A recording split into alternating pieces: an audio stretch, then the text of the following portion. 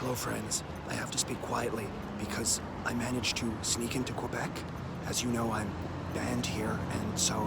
Well, no, of course that is not actually the case. There are a lot of wild theories out there regarding where me and the province of Quebec stand these days, so I just wanted to set the record straight. I am not banned from Quebec. I was merely denounced by a unanimous vote of their parliament for saying mean things about the place. So there was never anything legally stopping me from coming here, which I did, all the way here to fabulous Montreal. Now, I am sure you are probably asking yourself the same thing that my waiter asked me at lunch today. Why are you here? Don't you hate Quebec? Well, no, I do not hate Quebec. Parliamentary resolution notwithstanding. What I think about Quebec is that it is obviously a very different place from the rest of Canada, and I think that the Canadian government's efforts to accommodate those differences have resulted in some very bad policy. But we are not talking about that today. Today we are talking about Montreal. And Montreal is a very interesting city because not only is it very different from the rest of Canada, but it is very different from the rest of Quebec too. It's a very unique city whose very unique past has created a very unique present. Until relatively recently, this used to be the biggest city in Canada, and over the years, a lot of Canada's leaders have come from here. I would argue that this fact helps explain why Canada has some of the laws it does today, as you will perhaps see. So anyway, Montreal was founded as a French colony back in 1642. It was originally intended to be a base for Catholic missionaries, and then when that didn't really take, it instead became one of the major bases of the North American fur trade, as well as a popular destination for French colonial settlers. Located here at the base of the St. Lawrence River, which was one of the main ways European ships entered North America, the island colony of Montreal was one of the most strategically important pieces of North American geography. So in 1760, the British conquered it. The story then goes that the British proceeded to flood Montreal with English settlers and install an English elite to rule over it. It was colonialism, but colonialism of a sort we don't often think about, where one group of white Europeans conquers and subjugates another group of white Europeans, who of course had previously conquered and subjugated a group of non-white, non-Europeans, but at this point everybody had stopped caring about them. Anyway, Montreal grew into the thriving hub of North American trade and commerce everyone expected it to be, and one of the major cities of this continent. But the bounty of Montreal's growing wealth and success was not to be shared equally. There was systemic discrimination against French speakers and even Catholics, and the British rigged the political and economic system in such a way as to ensure that power would continue to be consolidated in the hands of the English minority. From 1800 to 1850, the population grew from 9,000 to nearly 60,000, in large part due to a huge influx of eager British settlers. By the 1830s, the old French settlers had been displaced, and Montreal had an English majority. The city was very segregated, with the English Montrealers living on one half of the city and the French living on the other. But the French Montrealers engaged in what would later be known as the Revenge of the Cradle. By being super Catholic and having lots of babies, the French were able to effectively outbreed the English, and by the 1860s, the city once again had a French majority. And by the early 20th century, the English had been squeezed to less than a quarter of the population. I mean, the fact that Montreal was such a wealthy city obviously played a role in the population growth as well, as it attracted French Canadians from other parts of Quebec. But the role of the Catholic Church in keeping Montreal French has also always been this very sentimentalized thing. The 20th century also saw Montreal grow larger and more diverse as people immigrated to the city from other parts of the world, particularly Italians, Irish, and Eastern European Jews. In the late 20th century, there was also a big influx of people from the former colonies of the French Empire, including Haiti, Morocco, Congo, Cameroon, and the Ivory Coast. But the dominant drama remained between French Canadians and English Canadians, or, as the Quebecers like to say, Francophones and Anglophones. Even though the French outnumbered the English, and even though Canada eventually cast off British colonial rule, the English Montrealers still retained hugely disproportionate power well into the mid-20th century. A report from the Canadian government in the 1960s found that an Anglo-Quebecer was likely to make twice as much as a French Quebecer, and that French Quebecers were disproportionately underrepresented in executive-type jobs. People came up with all sorts of unflattering analogies to describe this situation. One famous guy said that the English Montrealers were like the white Rhodesians of Zimbabwe, while another guy said that the French were like the blacks in America, except he didn't say blacks. But you know, Quebec was still a democracy, and in 1976, the province's French majority voted in a hardline nationalist as Prime Minister of Quebec, known as René Lévesque. Lévesque was actually the guy that said that line about the English Montrealers being like the white Rhodesians, and he made it clear that his government was not going to do any favors for the pampered English. So his administration passed all these laws making French the mandatory language in as many places as possible. So the law restricts access to English schools and regulates the language of business, administration, labor relations, professional corporations, the courts, and so on. A plan to reconquer Quebec from the economic control of the English. And then he said that Quebec should leave Canada altogether and form a brand new country run by and for the Francophones. No more Canadian Constitution or Canadian laws. This caused a panicked outflow of English Montrealers to other parts of Canada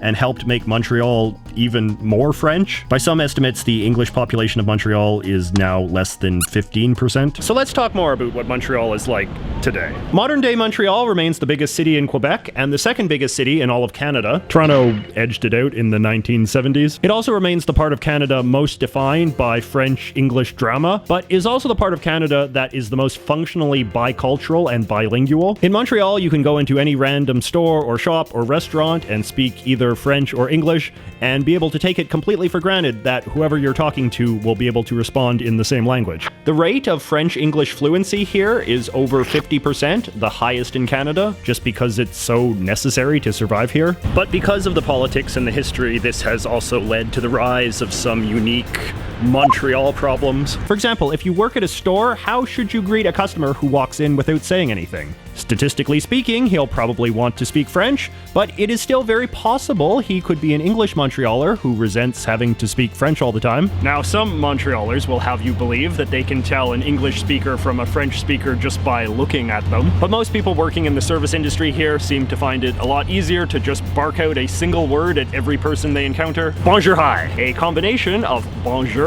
and hi. It's a way of signaling, hey, I'm willing to speak whatever. But this has in turn provoked a backlash from those francophones who would rather not pander to the English minority. So you sometimes see this sticker in the window of shops, which basically means you will be spoken to in French here. There is also the issue of Montreal's large immigrant community, who by some counts are now close to a quarter of the city's population. Many of these people are much better at English than French, just because it's much more common to learn English than French in most countries of the world. But the government wants them to get better at French, so you sometimes see these stickers on immigrant-run shops, which say, I'm trying to learn French, please encourage me. Then there is the sign situation. Because of various legislation passed by the Quebec government since the 1970s, you don't tend to see that much English public signage anymore. Even in places where other non-English speaking countries tend to display English out of courtesy for foreigners, like on highway signs or public transportation. And in the rare cases you do see English in public, the law requires it to be visibly smaller than the French. The same goes for immigrant languages. Quebecers are also fairly infamous for not even using English words for modern things,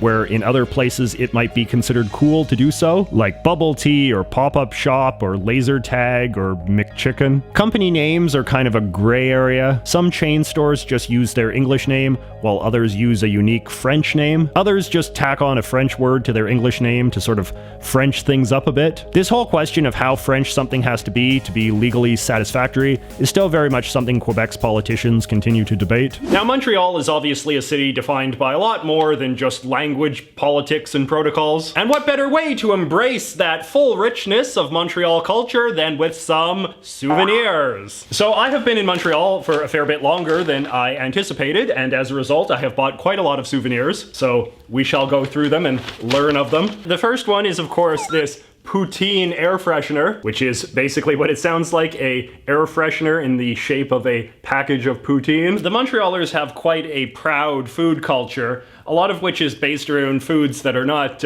particularly good for you. So in addition to poutine, the beloved Quebec dish of French fries and gravy and cheese curds, the Montrealers are also very proud of their bagels, their smoked meat sandwiches, their hot dogs, and of course, their maple syrup. Quebec is actually the main producer of maple syrup in Canada, and as a result, the Quebecers really lean into that as one of their symbols, even more so, I would argue, than the rest of Canada. So I bought this little postcard, which I thought was quite cute. It is a stylized depiction of the little man on the maple syrup can. Longtime viewers will remember that I talked about the maple syrup can in a previous video, but basically there is this very iconic can of canned maple syrup that's kind of a sort of retro nostalgia item because it's a throwback to a time in which you bought maple syrup in cans instead of little plastic jugs like you do now. But the maple syrup can is still much more widely seen in this province than I had anticipated. I went to one of the iconic farmers markets, and you know, everywhere you go you see these big tables just brimming with maple syrup cans. So I thought this was kind of a cute little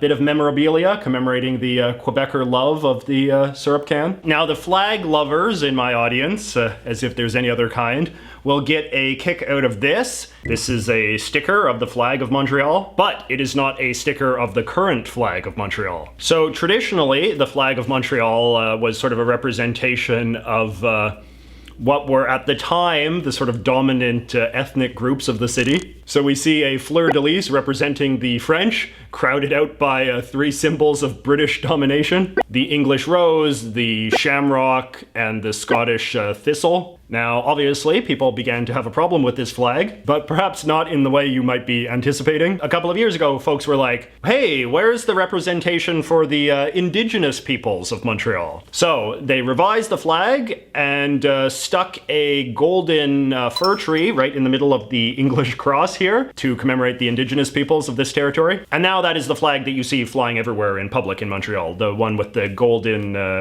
tree in the middle. I actually did buy a golden tree flag magnet.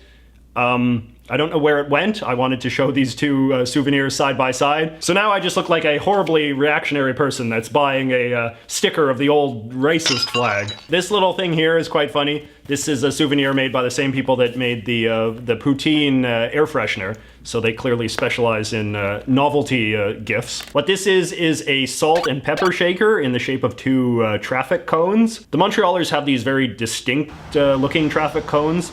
They are very tall and cylindrical, and the Montrealers are very, well, I wouldn't say that they're proud of them, but they are certainly ubiquitous enough to be a sort of symbol of the city. And they're ubiquitous because Montreal is just constantly under construction. You might have noticed that I didn't do a lot of outdoor filming in this video, and that's because Montreal is really one of the noisiest cities I think I've ever been to. Everywhere you go, it is just like trucks backing up and jackhammers tearing up the street, and everything is under construction everywhere, and blockades, and you can never walk down the sidewalk because, you know, they're digging half of it up. I mean, I guess this is a personification of the fact that the city continues to grow and expand and all the rest of it, but man, it is very inconvenient and very noisy. I know that there is some allegations that this is not all completely on the level either. There was a famous investigation some years back about, you know, mafia corruption and whatnot in the construction industry, but we won't get into that. But anyway, the Montreal traffic cones I thought were pretty fun. So far I've shown you mostly sort of corny things, but I did buy one nice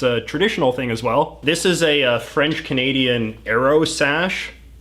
You can see it's got little tassels at the end here. This is a very sort of traditional piece of French-Canadian clothing. It is a sort of scarf that in the old days, you know, you would tie around your waist to keep your jacket on, but it has sort of now become a symbol of, you know, of like French-Canadian pride, French-Canadian nationalism. It's a very sort of historical, traditionalist kind of thing. Just completely randomly, I was Googling something the other day, and I came across this picture of when Nelson Mandela came to Canada, and then Jean Chrétien, who was the Prime Minister of Canada at that time, and a French-Canadian, he gave Mandela one of these sashes to wear around his waist, and, you know, it was kind of a you know, cross-cultural exchange. The famous French-Canadian mascot character, Bonhomme, the snowman guy, wears a sash like this, if you've ever seen him. It is quite a popular symbol of the Métis people in Canada as well, the people that are, you know, half French-Canadian and half Aboriginal. So yeah, I thought it was kind of a nice traditional object to have as a kind of commemoration of the French-Canadian people, who I do not hate. This is another little fun one. This is a little goblin guy, little doll. This is the mascot of the Just for Laughs comedy empire. It is a stand-up comedy show that Montreal hosts, I guess, every year. It's a very big deal. They get all of the top comedians from all over the world to come here. Massive sort of cultural event for the city and for the country. But the Just for Laughs corporation also hosts just, stand-up comedy routines on television. They also have something that is quite infamous, I think most middle-class Canadians would be familiar with, which are the Just for Laughs gags, which is basically a kind of hidden camera thing. People do kind of pranks on unsuspecting people, and then it's like, oh no, what happened? You can look up Just for Laughs gags on YouTube. I'm sure there's a million of them. I say that they're infamous because they're all silent. There's never any talking in them, which makes them seem a little off. And there's also something that is just kind of culturally weird about them, which you don't really understand at the time. I mean, I remember watching these on TV when I was a child, so I didn't really quite piece it together what made them so sort of off.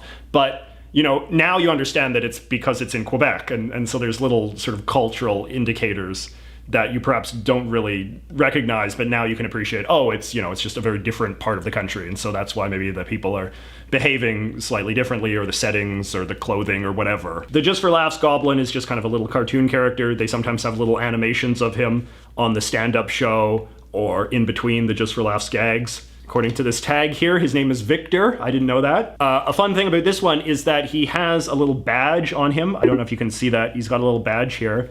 It has a JFL, which is Just for Laughs. But the style in which the lettering is done is in the style of the Montreal Expos baseball team. This was a Major League Baseball team that the Montrealers had until relatively recently. When did that end, actually? Let me look that up. Yeah, until 2004, so relatively recently. And as anyone who has ever lived in a city that has lost a Major League sports franchise will know, as I do, because of course I come from Vancouver, which lost the NBA team, the team becomes a sort of great source of nostalgia and sort of, bitterness. And as a result, there's a lot of Montreal's Expos merchandise that is still available for sale and for sort of hipster, ironic reimaginings like this. All right, and then lastly, of course, I could not leave Quebec without picking up my Quebec passport. So of course, this is a sort of cheeky symbol of the Quebec independence movement, which is still a big part of Quebec politics to this day. This is actually a cool little souvenir, however, because on the inside, you can see it's not like a passport, it just has little fun facts and information about different aspects of Quebec and Quebec history and Quebec culture and the symbols of Quebec. It even has a proposed Quebec national anthem. So yeah, just kind of a fun little souvenir that I think everybody would immediately appreciate the significance of when they see. So yes, that was my trip to Montreal. The longest and most substantial visit I've ever made to Quebec in general. I've certainly had my political issues with the province over the years, but no place is defined entirely by politics. I've had a good time here, and I hope you've enjoyed this video. Don't forget to like and subscribe, and I will see you all next week, in which we will start talking about the big, exciting Canadian election. Pardon me? Sorry, I don't... Can I ask you what you're filming? Oh, I make YouTube videos. Huh? I make YouTube videos. Yeah? Yeah. How much subscribers? What's that? I have 100,000 subscribers. 100,000 subscribers? Yeah. Can you show me? Can I show you my video? Or my channel? Yeah.